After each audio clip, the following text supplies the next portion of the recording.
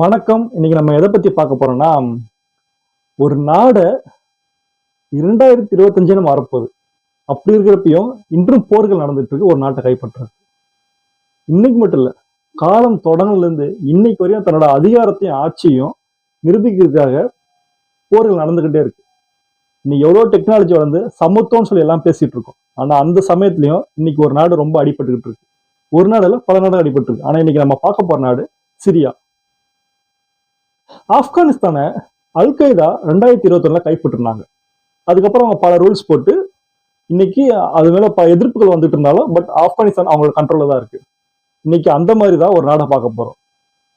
சிரியால 50 வருட காலமா ஒரு ஆட்சி நடந்துட்டு வந்துட்டு இருக்கு. அவர் யாருன்னா பாஷர் அல் அசாத். இவரோட தலைமையில 50 வருஷமா சிரியா கண்ட்ரி கண்ட்ரோல்ல இருக்கு. ஆனா இன்னைக்கு அவருக்கு எதிராக 2011லயே ஒரு கிளர்ச்சி படை எதிராக உருவாகி ஒரு 2-3 நகரங்களை அடிச்சு அவங்க கைப்பற்றிட்டாங்க. பட் ஆனா இந்த இடையில இருக்க ஒரு 13 வருட காலமாக அவங்களோட நடவடிக்கை ரொம்ப குறைவா இருந்திருக்கு. ஆனா இப்ப சமீபமா ஒரு மாசம் பாத்தீங்கன்னா அவங்க கிளர்ச்சி படை இன்னும் கொஞ்சம் வலுப்பெற்று சிரியாவை அடிக்க தொடங்கிட்டாங்க. சிரியாவோட தலைநகரமான டமாஸ்காவை அவங்க கைப்பற்றிட்டாங்க.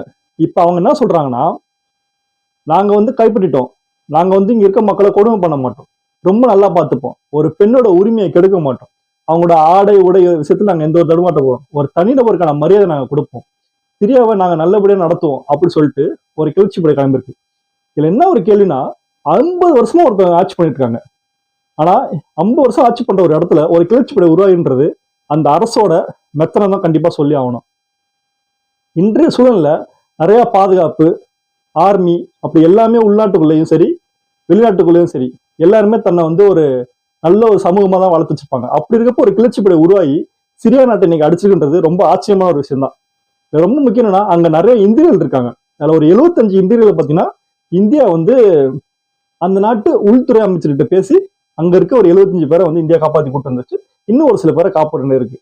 இன்றைய சூழல் பார்த்தீங்கன்னு வச்சுக்கோங்களேன், பல நாடுகள்ல பதற்றமான நிலைமையில தான் இருக்கு. ஆனா இன்னைக்கு இந்தியா இந்த அளவுக்கு இருக்கிறத பார்த்து ரொம்ப சந்தோஷம்.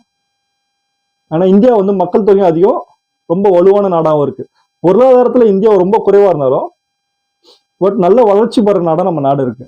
ஆனா சிரியா போன்ற சின்ன சின்ன நாடுகள்லாம் இன்னைக்கு பாத்தீங்கன்னா கிளர்ச்சி படையில் உருவாகி தாக்குதல் நடத்தி அங்க பெரும் பாதிப்பை ஏற்படுத்தி தன்னோட ஆட்சியும் அதிகாரத்தை நிரூபிச்சுட்டு இருக்காங்க.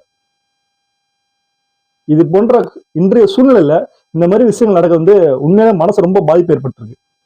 நமக்கு எப்படி இருக்குன்னா, அங்க இருக்க நேர்ல போற பார்த்துட்டு அங்க தப்பிச்சு உயிர் வாழ்ந்த உணவுக்கு போராட்டு இருக்க மக்கள் எப்படி இருப்பாங்கன்னு தெரியல. கண்டிப்பா உண்மையிலேயே நம்ம கடவுள்கிட்ட பிரார்த்தனை பண்ணிக்கணும், அவங்க மீண்டும் நல்ல நிலைமைக்கு வரணும்னு சொல்லிட்டு. தொடர்ந்து போர் நடந்துகிட்டு இருக்கு. அதோட சிரியாவோட அதிபர் பாஷர் அல் அசாத் இப்ப அவரோட சேஃப்டிக்காக ரஷ்யால போயிட்டு தஞ்சம் அடைஞ்சிட்டாரு. ஆனா அங்க இருக்க மக்கள் ரொம்ப மோசமான நிலைமைக்கு போயிருக்காங்க. இது என்ன நடக்கும்ன்றத நம்ம அடுத்த வீடியோல தொடர்ந்து பேசுவோம்.